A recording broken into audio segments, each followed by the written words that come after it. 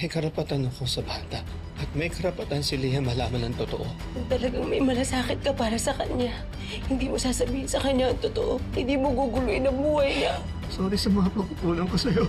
Sorry kung wala ako. Super D, okay lang po yun. Ang importante po, nandito na po kayo ulit. Paano kapag nabunyag yung nakaraan ko? Ayokong madami sila sa nagawa ko, sa nakaraan ko. Bigyan mo ako ng pagkakataon na mahalin kahapon buhay. Let's give Leah the family that she deserves. May babaeng nakalaan para sa'yo, pero hindi ako yun. Dito ka lang pala nagtatago, Carolina Astor. Alam kong matagal ka na nandyan para sa akin. And I haven't always been fair to you. Ronnie, I think you deserve someone better. No, Wilfred. You know what? Nag-guilty ka lang kasi feeling mo ang laki ng pagkukulang mo sa akin. I'll give you space. I'll give you time. Hindi mawawala, hindi mababago, na ang alam ko lang ay magmahal sa'yo. Mabuti na lang may pinapahanap sa amin dito sa Maynila.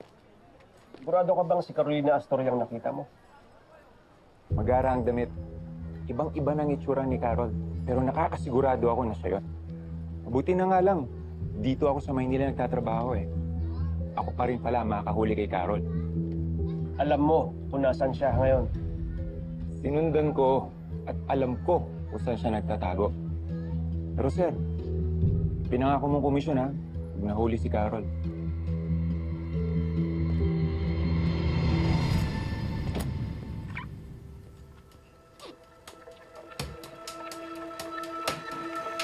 Phone ko.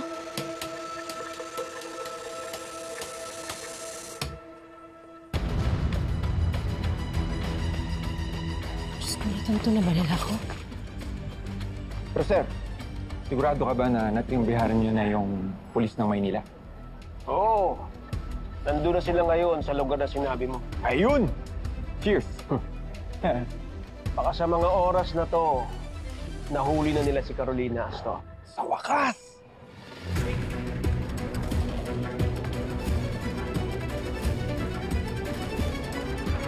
Peace!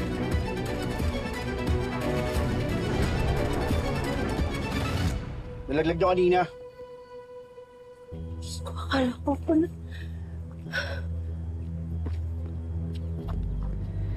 Pero sir, baka pwede kahit saglit. Pahawakan niyo naman sa akin si Carol. Ang ganda-ganda niya kasi ngayon. Nakakagigil. Sira ulo. Sir naman. Lang yan talaga yun, sir.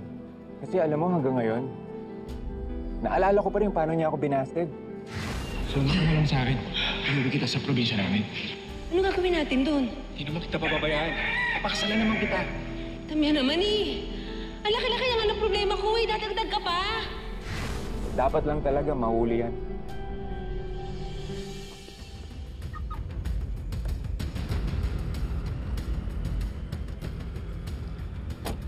Sumama ka sa amin. May gustong kumausap sa'yo. Sino kayo? Walang mangyayari sa'yo. Basta sumama ka na na maayos. Hindi po ako sasama sa inyo.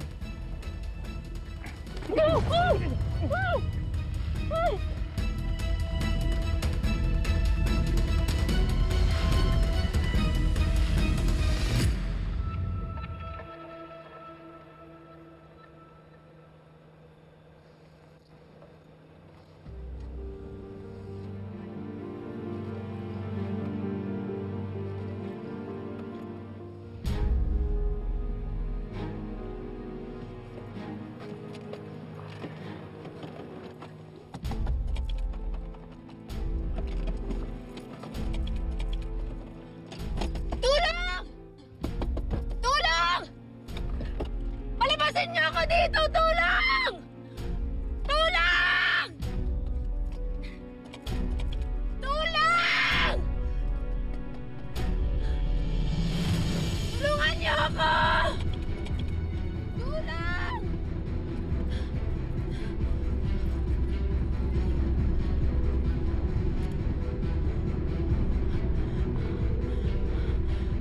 Manang, Huwag kang matakot. Makinig ka lang sa sasabihin ko. Manang, tulungan niyo ko. Parang nakidnap po yata ako eh.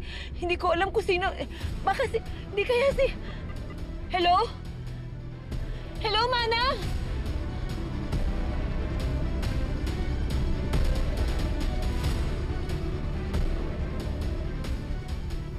Hindi kaya si Damian ang may pakana nito?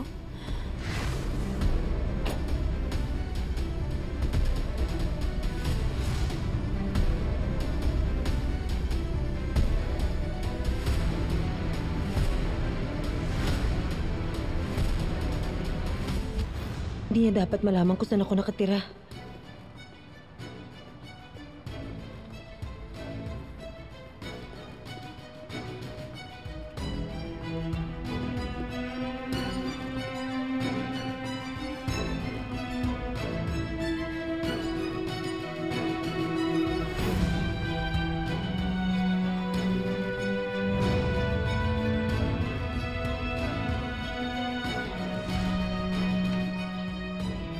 Carolina Castor.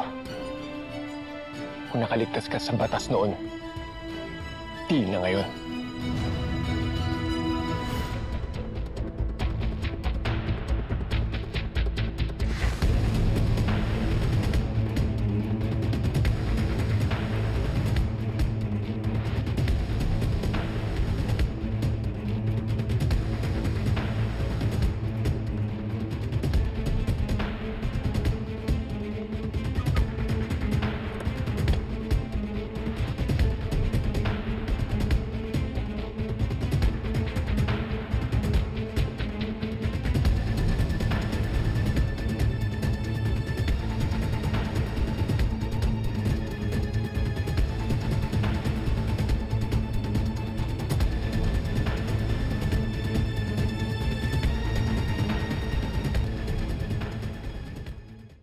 Yes, sir.